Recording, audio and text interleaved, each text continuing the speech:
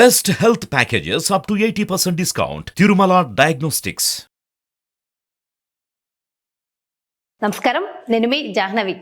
మన సనాతన ధర్మం ప్రకారం మనకి ప్రతినిత్యం కూడా అనేక రకాల సందేహాలు ఉంటూ ఉంటాయి కదా. సో దాన్ని సైంటిఫిక్గా శాస్త్రోక్తంగా కూడా నివృత్తి చేసి దానికి సంబంధించిన సమాధానాలు వింటూ ఉంటే మనకు కలిగే ఊరటే వేరు కదా. మరి అలాంటి సమాధానాలన్నీ కూడా చెప్పడానికి మనతో ఉన్నారు ప్రముఖ జ్యోతిష్య వాస్తు పండితులు, ప్రముఖ ఆధ్యాత్మికవేత్త మన ప్రదీప్ జోషి గురువు గారు. మాట్లాడేద్దాం. నమస్కారం గురుగారు. శ్రీమాత్రే నమః. గురుగారు, ముఖ్యంగా ఇప్పుడు అమావాస్య వస్తుంది, మాఘ అమావాస్య. మరి ఈ మాఘ అమావాస్య విశిష్టత ఏమిటి? ఆ రోజు ఏం చేయడం వల్ల అందరికీ మంచి జరుగుతుందంటారు? శ్రీ గురుభ్యో నమః. శ్రీమాత్రే నమః. మనకున్నవే 7 రోజులు. వారాలన్నీ 7 రోజులు. ప్రతి సంవత్సరము 24 అమావాస్యలు వస్తాయి. ఒక్కొక్క అమావాస్య ఒక్కొక్క వారముతో వస్తే ఒక్కొక్క వైశిష్ట్యం ఉంటుంది. అమావాస్యల్లో విశిష్టమైనటువంటి అమావాస్యలలో ప్రప్రథమైనటువంటిది మాఘ అమావాస్య. మాఘ అమావాస్య చాలా గొప్పది. ఎందుకోసమంటే మాఘ అమావాస్య అయిపోయింది అంటే శిశిర ఋతువు, పాల్గొన మాసం ప్రారంభమవుతుంది, ఆకురాలు కారం ప్రారంభమైపోతుంది. సో పాల్గొన మాసం మొత్తం ఆకులన్నీ రాలిపోయి చైత్ర మాసం నుంచి చిగుర్లు ప్రారంభమవుతాయి.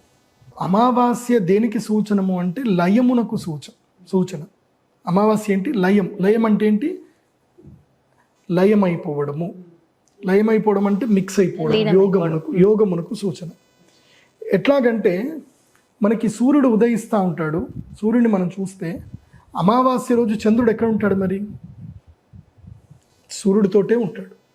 సూర్యుడు చంద్రుడు ఇద్దరు ఒకే కక్షలో ఉంటారు. మనకి చంద్రుడు కనబడు. అమావాస్యలో చంద్రుడు కనిపిస్తాడా? కనబడు. ఎక్కడ ఉంటాడు మరి చంద్రుడు అంటే? సూర్యుడితోటి పాటే ఉంటాడు. మనకి మాత్రం మన కంటికి కనబడు. ఎందుకోసం అంటే సూర్యుడి యొక్క కిరణాలు ఇలా పడతా ఉంటే చంద్రబింబం వచ్చేసి ఇక్కడ అడ్డుగా ఉంటుంది. అడ్డుగా ఉన్నప్పుడు కిరణాలను ఇక్కడ పడతాయి కాబట్టి భూవాసులకు చంద్రుడు కనబడు. ఎందుకోసం అంటే ఇక్కడ మొత్తం కూడా కంప్లీట్గా కిరణాలు ఇక్కడే పడతాయి. సో అమావాస్య రోజు ఏం జరిగినట్టు? సూర్యుడి లోపల చంద్రుడు లయమైనట్టు, లీనమైనట్టు మళ్ళీ బయటకు వచ్చేస్తాడు. తర్వాత అప్పుడు ప్రతిపద అయిపోతుంది. సూర్యాస్తమం అయిన తర్వాత ఏం జరుగుతుంది అంటే అప్పుడు మనకి పశ్చిమ వైపు చంద్రుడు కనిపిస్తాడు, అర్ధ చంద్రకారంలో కనిపిస్తాడు. సో అమావాస్య అర్థం ఏంటంటే లయము, లీనము అని అర్థం. చంద్రుడు మనఃకారకుడు, సూర్యుడు ఆత్మకారకుడు. మనస్సు ఆత్మలో లీనమైపోయింది అని అర్థం.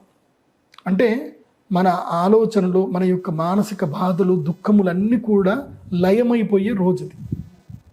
అది మనకి ప్రాక్టికల్గా మనకి 2 ఖగోళాలు చూపిస్తున్నాయి.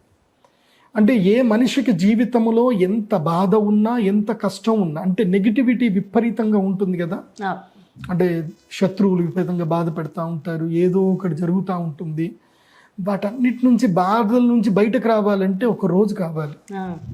జ్యోతిష్ శాస్త్రం చెప్తుంది అది ఏ రోజు అని అంటే అమావాస్య. విపరీతంగా కష్టాలు ఉన్నటువంటి వాళ్ళు, విపరీతంగా దుఃఖాలు, అప్పుల బాధలు, ఏ కష్టం ఉన్నా సరే వాటిని తొలగించుకోవాలంటే అమావాస్య ఒక్కటి అది బ్రహ్మాస్త్రంలాగా పనిచేస్తుంది. ఇది మనకి ఎవరు చెప్పారు తెలుసా? రావణాసురుడు చెప్పాడు ఈ విషయం. రావణాసురుడు బ్రహ్మ. ఆయన రావణ బ్రహ్మ. రావణ సంహిత అనే గ్రంథంలో చెప్పాడు ఆయన. అమావాస్య రోజు ఎవరైతే గనక నదీ స్నానము చేస్తారో, చాలా సింపుల్ టెక్నిక్, చాలా సింపుల్ చెప్తున్నా. అమావాస్య రోజు నదీ స్నానం చేసి అక్కడనే మట్టితో శివలింగం తయారు చేసి ఇన్ని నువ్వులు తీసుకొని శివలింగం మీద నువ్వులు వేసి నీళ్లతో అభిషేకం చేసి ఆ శివలింగాన్ని చేతిలో పెట్టుకొని సూర్యుడికి అభిముఖంగా నమస్కారం చేసుకొని ఆ శివుడిని ఆ నీళ్ళలో కలిపేయాలి. అంతే, సింపుల్ రెమెడీ. ₹1 ఖర్చు లేదు, నువ్వుల ఖర్చుకి అంతకుమించి ఏం లేదు. Simple remedy. ప్రతి అమావాస్య ఇది చెయ్యాలి. ప్రతి అమావాస్య ఏం చేయాలి అని అంటే నువ్వులు వేసుకొని చేతిలో నువ్వులు పట్టుకొని పితృదేవతలకు తర్పణం వదలాలి. పితృదేవతలకు తర్పణం వదిలితే పితృదేవతలు మనకి శక్తిని ఇస్తారు. మనకి దేవతలు మన మాట వినకపోవచ్చు, కానీ మన పితృదేవతలు అయితే మన మాట వింటారు. ఎందుకోసం అంటే వాళ్ళ వంశాన్ని ఉద్ధారం చేసేది వీడే కాబట్టి పితృదేవతలు వింటారు. అందుకోసమని అమావాస్య రోజు శివుడికి నువ్వులతో అభిషేకం చేయడము, నువ్వులు నీళ్లు కలిపి అభిషేకం చేయడము, నదీ స్నానము చేయడము చాలా గొప్పది. అమావాస్య. అంటే ఓన్లీ పురుషులు మాత్రమే, స్త్రీ పురుషులు ఇద్దరు అందరూ? ఎవ్వరికి భేదం ఏం లేదండి, అందరూ స్నానం చేయొచ్చు, అందరూ శివుడికి పూజ చేయొచ్చు. పితృ తర్పణాలు మాత్రం పితృతర్పణాలు చేయాలి అమావాస్య రోజు. సోమవతి అమావాస్య వస్తుంది. సోమవతి అమావాస్య అంటే సోమవారం అమావాస్య కలిసి రావడం విశేషతతో కూడుకున్నటువంటిది. మాఘ అమావాస్య. మాఘ అమావాస్య రోజున సూర్యుడికి నమస్కారం చేసి చక్కగా స్నానము చేసి తర్పణములన్నీ కూడా వదిలి తర్వాత చపాతీలు చేయాలి. చపాతీలు అంటే తల్లి తండ్రి ఉన్నటువంటి వాళ్ళేమో స్క్వేర్లో చపాతీలు చేయాలి. స్క్వేర్ లేకపోతే ట్రయాంగిల్లో తల్లిదండ్రులు ఉన్నవాళ్ళు. తల్లి తండ్రి లేనటువంటి వాళ్ళు ఏం చేయాలంటే రౌండ్ షేప్లో చపాతీలు చేయాలి. లేని వాళ్ళు అంటే తండ్రి లేకపోయినా లేదంటే తల్లి లేకపోయినా ఏ ఒక్కరు లేకపోయినా కూడా స్క్వేర్లో చపాతీలు చేయాలి. ఏదైనా ఒక పుణ్యక్షేత్రం దగ్గరికి వెళ్ళిపోయి నీకు వివాహం అయి ఉంటే నువ్వు నీ భార్య ఇద్దరు కూడా కూర్చొని ఆ క్షేత్రంలో ఇంత గోధుమ పిండి తీసుకొని చక్కగా నీళ్లు పోసి ఇద్దరు భార్యాభర్తలు కలిసి ఇద్దరు కూడా ఏం చేయాలంటే చపాతీలు చేయాలి. చపాతీలు చేసి ఏం చేయాలి, అక్కడ ఉండేటువంటి పేదవాళ్ళందరూ కూడా వాటికి భోజనం పెట్టాలి. వాళ్ళకి గోధుమ పిండితో చేసిన చపాతీలు భోజనం పెట్టాలి. శివుడికి నైవేద్యం చూపించాలి. అయ్యా శివయ్య నీ దయ అని చెప్పాలి. అందరికీ కడుపు నిండా భోజనం పెట్టాలి. లేదా అన్నము వండాలి. అన్నము వండి అందరికీ భోజనం పెట్టాలి. అమావాస్య రోజు నువ్వు ఎంతమందికి అయితే దావాగ్ని అంటే కడుపులో ఉండేటువంటి జఠరాగ్ని ఎంతమందికి నువ్వు ఉపశమనం చేస్తావో నీకు పితృదేవతలు అంత సుఖంగా అంత సంతోషించి వాళ్ళు నిన్ను అనుగ్రహిస్తారు. నువ్వు ఎవరికి అన్నం పెట్టావు అనేది అనవసరం. వాళ్ళకి క్యాస్ట్ క్రీచర్ ఏది లేదు. నువ్వు కుక్కలకు అన్నం పెట్టినా పక్షులకు అన్నం పెట్టినా జనాలకు అన్నం పెట్టినా ఎవరినైనా సరే కడుపు నింపాలి. అమావాస్యలు కడుపు నింపితే అంతకు మించిన గొప్పది ఏమీ లేదన్నమాట. అయితే ట్రయాంగిల్లో చేయాలి అంటే చపాతీ రౌండ్ గానే వస్తుంది కదా గురువుగారు, కట్ చేయొచ్చా మరి? కట్ చేయొచ్చు. చేసేసి ఎందుకు చేయాలి అనే లాజిక్ ఉంటుంది. చెప్పండి. చపాతీలు పౌర్ణంగా చేసినప్పుడు ఏంటంటే అవి సర్కిల్లో ఉంటాయి కదా, పితృదేవతలకి మోక్షం లభిస్తుంది. ట్రయాంగిల్లో ఉన్నప్పుడు నీ లైఫ్లో ఏదైతుందో రావలసినవన్నీ కూడా నీకు లభిస్తాయి. అంటే నీ తల్లిదండ్రులకు ఏవైనా సుఖాలు పుణ్యాలు ఏమైనా లభించాలి అని అంటే ఇహలోకంలోనే లభిస్తాయి. సో ఎందుకోసం అంటే ట్రయాంగిల్ అనేది మనకి శ్రీచక్రానికి సింబల్, అది శక్తికి సింబల్. అది కాబట్టి శక్తి మనకి దొరుకుతుంది ట్రయాంగిల్లో చేసిన చపాతీలు ఇస్తాయి. అందుకోసం ఇప్పటికీ మీరు మహారాష్ట్ర ఎక్కడికైనా వెళ్ళి చూడండి, మహారాష్ట్రలో బ్రాహ్మణుల ఇంటికి మోస్ట్లీ చాలా మంది దగ్గరికి వెళితే వాళ్ళు చపాతీలు ట్రయాంగిల్లో చేసుకోరు వాళ్ళు. నాకు కూడా మొదలు తెలియదు. నేను ముంబైలో సత్యధ్యాన విద్యాపీఠం అని అక్కడ చదువుకున్నాను. అక్కడ పోయినప్పుడు చపాతీలు చేసేటప్పుడు చపాతీలు చేస్తూ స్క్వేర్గా చేసిన అంటే ట్రయాంగిల్ చేసి వేసేవాళ్ళు అనమాట. ఇట్లా చపాతీలు చేయరు, మా దగ్గర ఇంట్లో రౌండ్గా చేస్తారు అని చెప్పేస్తానంటే రౌండ్గా చేయకూడదు, రౌండ్గా చేస్తే అది పితృదేవతలకు పెట్టేటట్టుగా ఉంటుంది. కాబట్టి పితృదేవతలకి ఉంటేనే రౌండ్గా చేయాలి, లేకపోతే ట్రయాంగిల్లో చేయాలని చెప్పారనమాట. అప్పటి నుంచి మా ఇంట్లో మేము ఎక్కడ చపాతీలు చేసుకున్నా మేము ట్రయాంగిల్లోనే చేసుకుంటాం తప్ప రౌండ్గా చేసుకోము మేము. సో ఇప్పుడు మా నాన్నగారు లేరు కాబట్టి మాకు పనికి వస్తుంది.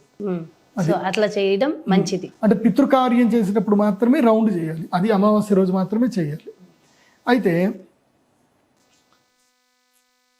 దీనికి ఒక మంచి ఉదాహరణ కూడా ఉంది. అంటే నా లైఫ్లో కష్టం వచ్చినప్పుడు, ఒక సందర్భం వచ్చినప్పుడు ఈ పని చేస్తే ఎవరికి ఐశ్వర్యం వచ్చిందని చెప్తాను వినండి. మునుపు ఔరంగాబాద్ నుంచి మా నాన్నగారి దగ్గరికి ఒక శిష్యుడు వచ్చాడు అనమాట. ఆ శిష్యుడు వచ్చినప్పుడు మా నాన్నగారు ఆ శిష్యుడికి ఒక విషయం చెప్పాడు. నీకు పితృదేవతల శాపం ఉందిరా, అందుకోసమే నీ జీవితంలో నీకు సంతానం కలగట్లేదు, నీ జీవితంలో సుఖం దొరకట్లేదు నీకు. అందుకోసం నువ్వేం చేయంటే గాణగాపూర్ క్షేత్రంకి వెళ్ళు. గాణగాపూర్ క్షేత్రం వెళ్ళి 3 అమావాస్యలు అక్కడనే ఉండు. అంటే 3 నెలలు అక్కడ ఉండమని చెప్పారు. 3 నెలలు అక్కడనే ఉండు. 3 నెలల్లో నువ్వు చేయాల్సిందల్లా ఏంటంటే నీ జీవితకాలం నువ్వు ఎంత సంపాదించినా ఆ డబ్బు మొత్తం దగ్గర పెట్టుకో. ఏం చేయంటే ప్రతిరోజు కూరగాయలు కొను, తర్వాత రోజు చపాతీలు చేయి. రోజు 108 చపాతీలు చేయి. నీ చేతితోటే చేయాలి, మళ్ళీ ఎవడో పని వాడితోటి చేయకూడదు. నీ చేతితోటి 108 చపాతీలు చేయి. అక్కడ గురు చరిత్ర పారాయణం చెయ్యు, చపాతీలు చెయ్యు, తర్వాత ఏం చెయ్యు, ఇంత కర్రీ చెయ్యు. వచ్చిన అక్కడ పేదవాళ్ళు, అక్కడ దీక్ష తీసుకుంటున్న వాళ్ళందరూ కూడా ఒక చపాతీ దాంట్లో కర్రీ వేసి ఒక ఆకులో పెట్టి ఇచ్చేసి అట్లా అందరికీ పంచుతావు. 3 నెలలు ఈ పని చెయ్యి. తర్వాత నీకు వివాహము అవుతుంది, సంతానము అవుతుంది, నువ్వు మంచి శ్రీమంతుడు కూడా అవుతావు అని చెప్పారు మా నాన్న. వాడి ఇల్లు జల్ల అన్నీ వదిలేసి 3 నెలలు అక్కడ ఉన్నాడు. గాణగాపుర క్షేత్రము ఈ భూలోకములో వరాలిచ్చే మహాక్షేత్రం, అది దత్తాత్రేయ స్వామి క్షేత్రం. నీ జీవితంలో నువ్వు ఎవడో దగ్గర ఎన్ని సంవత్సరాలు పనిచేసినా నీకు వేస్ట్. గాణగాపురం వెళ్ళి 3 నెలల పాటు అక్కడ దీక్షగా ఉండి గురుచరిత్ర పారాయణం చేసి ఆ క్షేత్ర ప్రదక్షిణ ఒక్కసారి చేసినా చాలు. ప్రతిరోజు అందరికీ పెట్టడం, ఇది ఎవరైనా చేయొచ్చు, ఎవరైనా చేయొచ్చు. అమావాస్య రోజు మాత్రం అందరికి అన్నం పెట్టాలి. దత్తక్షేత్రంలో అన్నం పెట్టాలి. ఎందుకోసమంటే దత్తాత్రేయ స్వామి తప్పకుండా ఏదో ఒక రూపంలో వస్తాడు. ఆయన ఉన్మత్తానంద బాలపిశాచ అంటారు. ఆ రూపంలో వచ్చి ఆయన తింటాడు. అలా మీరు చేయగలిగితే మీ జీవితంలో కష్టాలన్నీ పోతాయి. అందుకోసమని అమావాస్య వస్తే దత్తక్షేత్రము, శివక్షేత్రము, విష్ణు క్షేత్రం ఎక్కడికైనా వెళ్ళాలి. నదీ స్నానం చెయ్యాలి, ప్రదక్షిణలు చెయ్యాలి. డెడికేటెడ్ లయం అయిపోవాలి. లయం అంటే ఏంటి? నీ లోపల నీ యొక్క సెన్సరీ ఆర్గన్స్ అని విత్డ్రాల్ చేసుకోవాలి. స్వామి నీకు శరణాగతి చెప్పాలి. అలా ప్రతి అమావాస్య చెయ్యాలి. ఓన్లీ సోమవతి అమావాస్యనే కాదు, ప్రతి అమావాస్య చెయ్యాలి. అమావాస్య వచ్చింది అని అంటే మన జీవితంలో ఏంటంటే అన్ని పనులు వదులుకోవాలి. ఒరే అమావాస్య వచ్చిందిరా, నా జన్మోద్ధారం చేసుకోవాలి, నేను వెళ్ళిపోతున్నాను, ఎన్ని కర్మలు ఉన్నాయో ఎన్ని తలనొప్పులు ఉన్నాయో ఈ అమావాస్య రోజు వెళ్ళిపోవాలి అని చెప్పి ఆ పని చెయ్యండి. అమావాస్య రోజు దానము తీసుకున్న వాడికి పుణ్యమే, దానం ఇచ్చిన వాడికి పుణ్యమే, 2 పుణ్యమే. సో ఇంకా మంచిది, అంత మంచిదే. అది అమావాస్య యొక్క గొప్పతనం. కాబట్టి ఈ సోమవతి అమావాస్యనే కాదు, అమావాస్య అదృష్టాన్ని ఇచ్చే రోజు అని గుర్తుపెట్టుకోండి. చాలా సంతోషం గురుగారు, చాలా చక్కగా వివరించారు. Thank you so much. నమస్కారం. సో చూసారు కదండి, మరి ఈ అమావాస్యని మరి ఎలా ఉపయోగించుకోవాలి అనేది మీకు అర్థమైపోయింది కదా. అదే విధంగా మీకు ఎలాంటి సందేహాలు ఉన్నప్పటికీ ఖచ్చితంగా #ఆస్క్ జోషి అని చెప్పి కమెంట్స్ రూపంలో తెలియచేయండి. దానికి సంబంధించి గురువు గారు డెఫినెట్ గా ఆన్సర్ చేస్తారు. అదే విధంగా మీ జాతకానికి సంబంధించి కానీ, ఇంటి వ్యాపార వాస్తుకి సంబంధించి కానీ గురువు గారిని సంప్రదించాలి. గురువు గారి అపాయింట్మెంట్ కావాలి అనుకుంటే క్రింద డిస్ప్లే అవుతున్నటువంటి నెంబర్స్ కి కాంటాక్ట్ అవ్వండి. నమస్కారం.